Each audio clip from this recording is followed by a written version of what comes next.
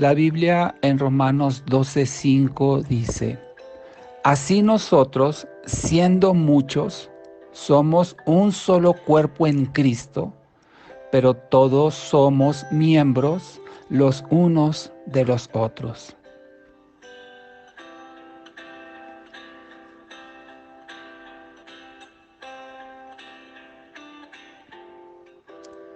La Biblia utiliza la imagen de un cuerpo físico para compararlo con la relación que existe entre Cristo y los creyentes.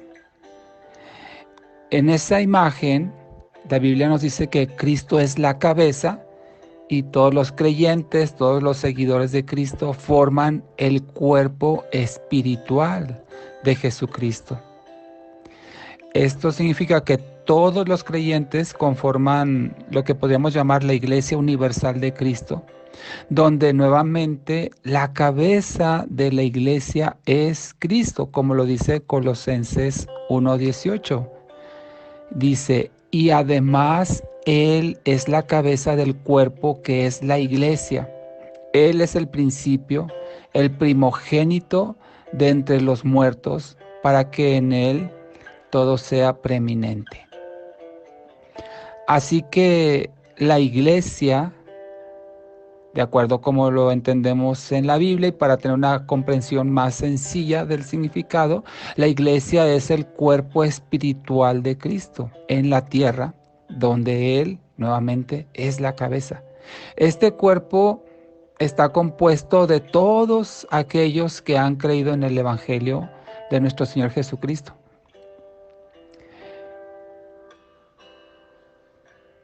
Debemos entender que no es porque una persona asista a una congregación que forme parte de la Iglesia de Cristo.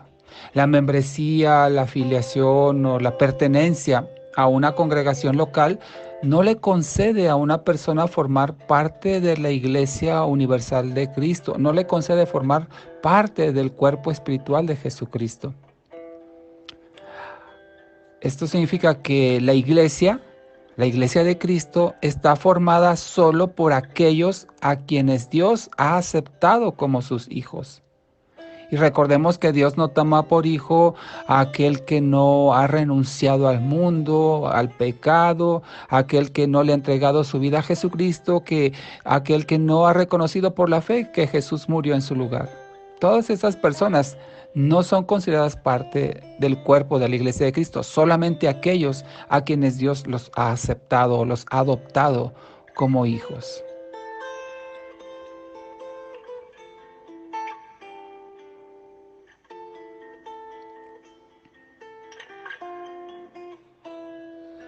Esto significa que todo aquel que pertenece a la Iglesia Universal de Cristo forma parte del cuerpo espiritual de Jesucristo. Así lo dice la Biblia en Efesios 4:16. Por consiguiente, todo cristiano que forma parte del cuerpo de Cristo le debe obedecer en lo que Él disponga, porque Él es la cabeza.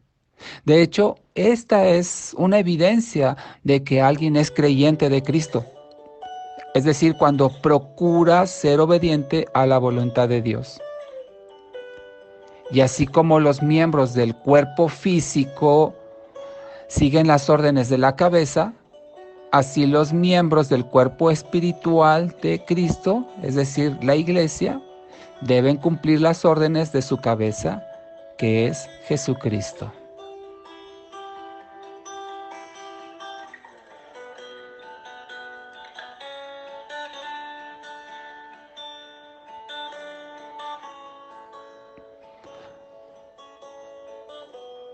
Ahora bien, la Biblia nos dice en 1 Corintios 12:12, porque de la manera que el cuerpo es uno solo y tiene muchos miembros, y que todos los miembros del cuerpo, aunque son muchos, son un solo cuerpo, así también es Cristo. Aquí mismo en 1 Corintios 12, en el versículo 14, dice, pues el cuerpo no consiste de un solo miembro, sino de muchos. Es decir, la Biblia nos explica que no todos los miembros del cuerpo físico son iguales. No todos hacen la misma función y ustedes lo saben. Cada parte del cuerpo, cada órgano del cuerpo tiene funciones específicas únicas y que no son las mismas en todos. La Biblia nos dice, son muchos miembros, son muchos órganos, muchos componentes, pero un solo cuerpo. Y dice que Dios ha colocado a los miembros en el cuerpo, a cada uno de ellos Dios los ha colocado como Él quiso y donde Él quiso y haciendo lo que Él quiso. Y es interesante esta semejanza que dice la Biblia con respecto al cuerpo físico, la semejanza que hace con respecto al cuerpo espiritual de Cristo, que es la iglesia.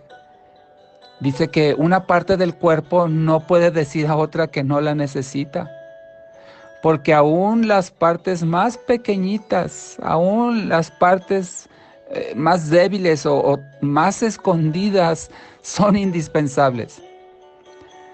Seguramente muchos de nosotros no estamos conscientes de ello porque tal vez no hemos sufrido algún daño en nuestro cuerpo y pasamos casi de manera desapercibida la importancia de cada parte del cuerpo. No nos damos cuenta la función de los miembros del cuerpo, sino hasta que nos empieza a doler. Alguien que en lo natural haya sufrido alguna extirpación o alguna amputación física, seguro que sabe lo importante y necesario que era esa parte de su cuerpo, ese órgano, ese miembro que ahora ya no tiene. Y no nos damos cuenta realmente hasta que no lo perdemos, hasta que no tiene alguna deficiencia o un mal funcionamiento, nos damos cuenta de la importancia de cada miembro, de cada órgano de nuestro cuerpo. Y es que Dios ha creado el cuerpo con una perfección, es una obra tan perfecta que no estamos plenamente conscientes. Hasta que algo, como dije, duele o no funciona bien o se enferma. Por ejemplo, una uña lastimada, una pequeña uña lastimada que usualmente pasa desapercibida, salvo cuando la cortamos. Pero una uña lastimada es causa de un gran dolor. O una pequeña astilla, por ejemplo, una pequeña cortadita en la yema de un dedo. Puede provocarnos tal molestia, tal incomodidad que hasta nos pone de mal humor.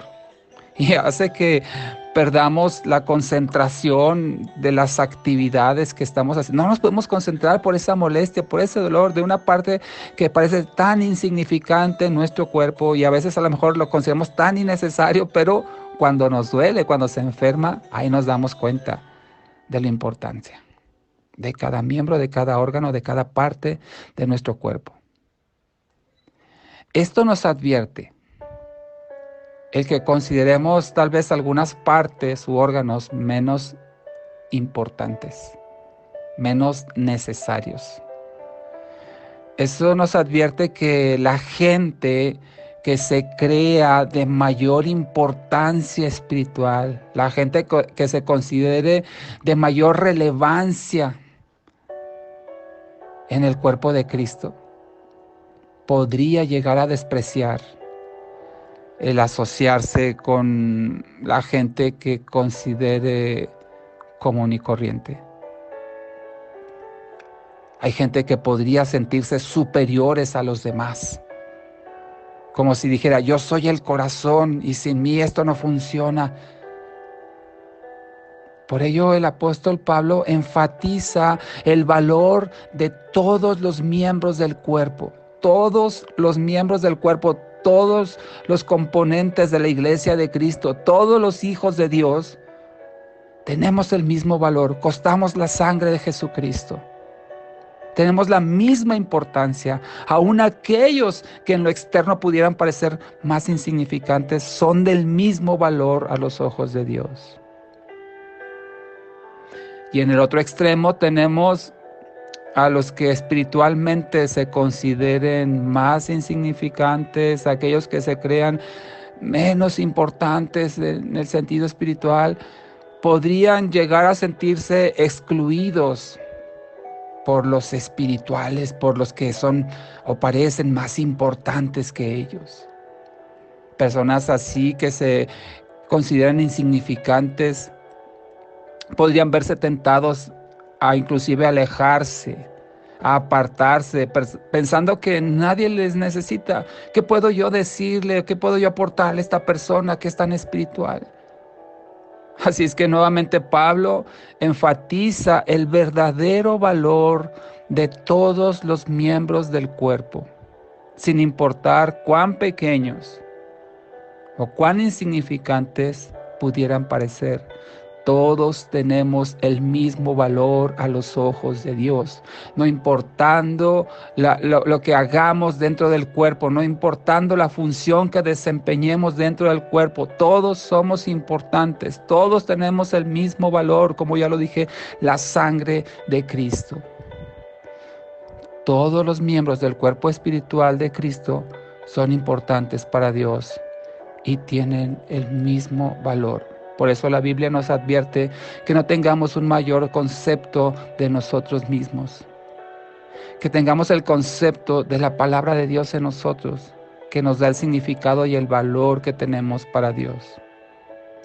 Que no nos envanezcamos, que no nos creamos superiores. Dice: el que quiera ser mayor, sirva a su hermano, sea siervo de su hermano.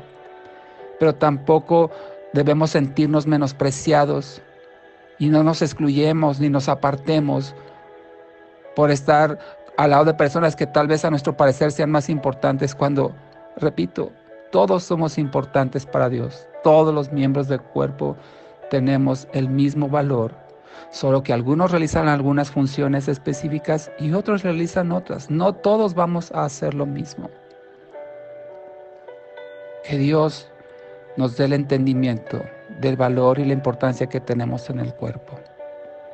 Oremos al Señor.